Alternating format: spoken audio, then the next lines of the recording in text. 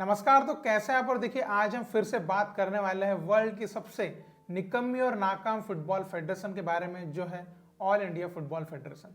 और देखिए, मैं आपको थोड़ा यहाँ पर छोटा सा कंपैरिजन भी करने वाला हूँ, जिससे मैं आपको ये समझाऊंगा कि कैसे फंडिंग का सही उपयोग क्या मतलब कि सक्सेस दिला सकता है, या किस मार्ग पर, किस मोड़ पर किसी कंट्री को लेके जा सकता है। और वहीं पर अगर सही तरीके से प्रोजेक्ट नहीं बनाए गए तो फंडिंग होने के बाद भी कुछ नहीं हो सकता। और उसका example all India football federation ही है, जो मैं आपको आगे बताता हूँ।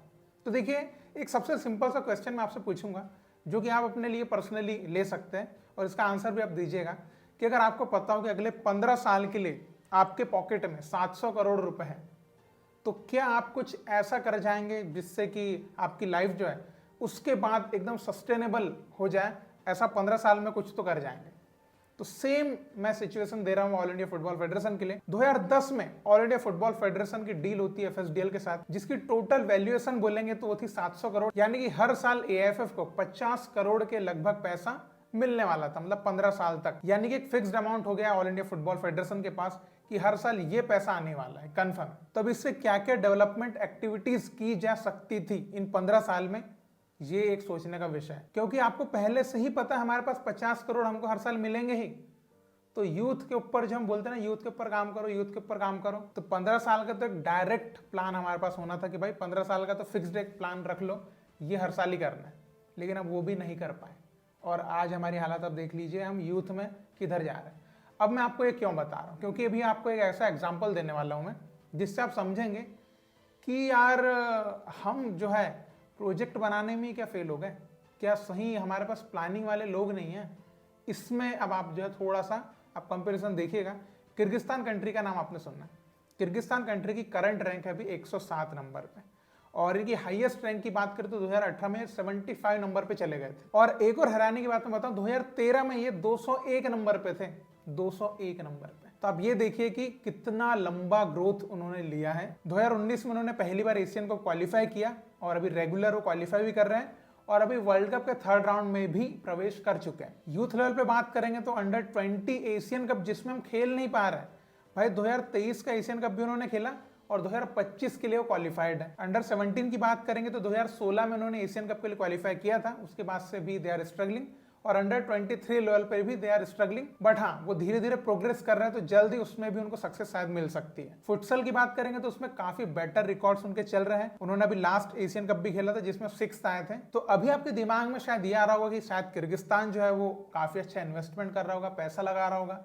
तो इसका जवाब है ना, क्योंकि किर्गिस्तान में जो है फंडिंग की बहुत बड़ी समस्या है, मतलब बहुत हद में लेवल की, कि हमको जो फंडिंग मिल रही है ना, इसके मुकाबले तो उनको कुछ ही फंडिंग नहीं मिल रही है, ये समझ लीजिए। तो किर्गिस्तान फुटबॉल फेडरेशन के जो प्रेसिडेंट हैं, उनके कुछ स्टेटमेंट्स हैं जो मैं आपको बताने वाला हूं, जो 2021 में उन्होंने दिए थे। तो सबसे पहली बात मैं आपको बताना चाहूंगा कि किर्गिस्तान फुटबॉल फेडरेशन को किर्गिस्तान की गवर्नमेंट के साइड से कुछ भी पैसा नहीं मिलता है, ये उन्होंने स्टेटमेंट दिया था। और पब्लिक फंडिंग की बात करें तो 2015 तक किर्गिस्तान के किसी भी स्पोर्ट्स को कोई पब्लिक फंडिंग नहीं मिलती थी। तो अभी आपके दिमाग में ये चल रहा होगा कि किर्गिस्तान फिर काम कैसे करता है।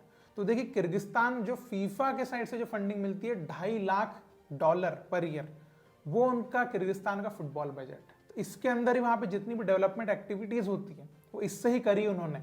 जैसे अभी तो आप बोलेंगे तो अभी उनके लीग को स्पॉन्सर मिल गए, और थोड़ा बहुत पब्लिक फंडिंग में मिली होगी, क्योंकि उन्होंने ग्रो भी किया थोड़ा बहुत। अभी आप देखें रिसेंट ईयर्स में ग्रोथ आई है उनके फुटबॉल में।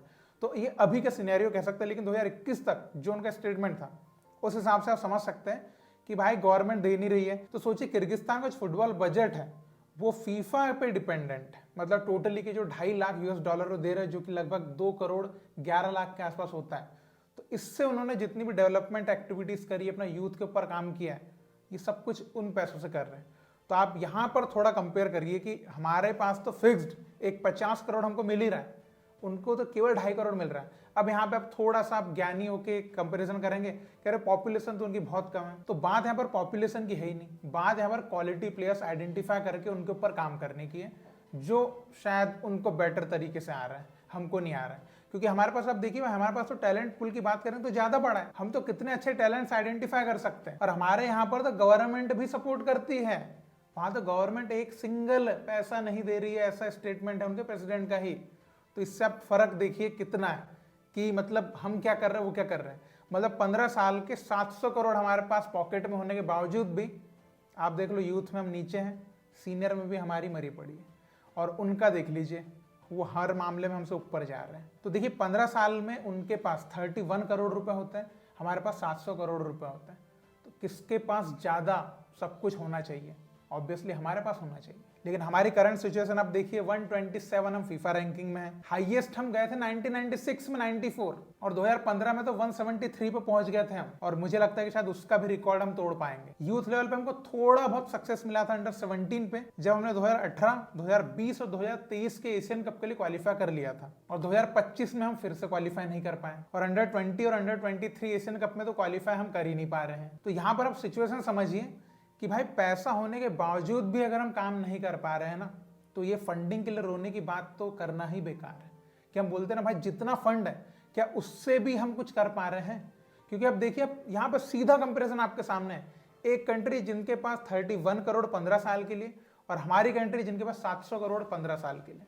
क्या किया हमने? अब पॉपुलेशन कंपेयर करेंगे तो किर्गिस्तान की 72 लाख के आसपास पॉपुलेशन है, हमारी तो 150 करोड़ इधर आ गई है। तो अब यहाँ पर फर्क क्या पता है?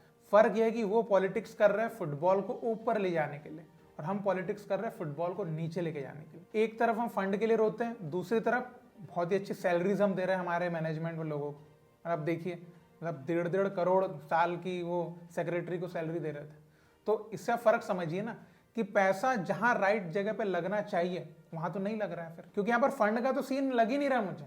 यहाँ सीन है काम करने की नीयत का, जो दिख सकता है किर्गिस्तान और हमको कंपेयर कर लो आप। और किर्गिस्तान में फुटबॉल की मार्केटिंग भी अच्छी नहीं है, तो देखिए एक भी क्लब वहां पे प्रॉफिटेबल नहीं है, सिंगल क्लब, मतलब कुछ भी प्रॉफिट नहीं है। और इवन वहां पे जो प्लेयर्स है वो अपॉर्चुनिटी नहीं होने के कारण बाहर की कंट्रीज में जाके इवन नेशनलिटी भी ले रहे हैं, मतलब उनकी नेशनलिटी छोड़ रहे हैं कि भाई हम बाहर जाएंगे तो कम से कम पैसे मिलेंगे, लाइफ अच्छी रहेगी। तो फिर से एक लेसन है और एक मैसेज भी आप लोगों के लिए कि ऑल इंडिया फुटबॉल फेडरेशन जो आपको दिखाता है वो एक्चुअल में है नहीं। ये फंडिंग और ये जो भी है ना, ये बस कहने की बात है, क्योंकि जितना है क्या आपने उतने से काम किया, क्वेश्चन ये पूछना है फिर हमको। क्योंकि जब भी आप कुछ बोलोगे तो इतनी बड़ी कंट्री है, इतने फंड से नहीं हो पाएगा, ये एक बहुत बड़ा रीजन निकल के आता है। लेकिन जितना फंड है क्या उतने से आपने कितना अचीव किया या आप क्या कर रहे हैं, इस सवाल का आंसर उनके पास नहीं आएगा। क्योंकि अब देखिए अभी भी हमारे पास प्रॉपर एक यूथ सिस्टम अभी भी क्यों नहीं है, फिर हमारे पास एक फिक्स्ड 50 करोड़ तो आ ही रहे ना। तो पैसे आने के बावजूद भी अगर आपकी फुटबॉल ऊपर न जाने की बजाय नीचे जा रही है, इसका मतलब आप समझदार हैं, आप समझ रहे होंगे कि क्या है इसका मतलब। तो इसके ऊपर आप क्या कहना चाहेंगे? जो भी आपके थॉट्स है आप जरूर कमेंट में लिख के बताइएगा। हम फिर मिलेंगे। जय हिंद।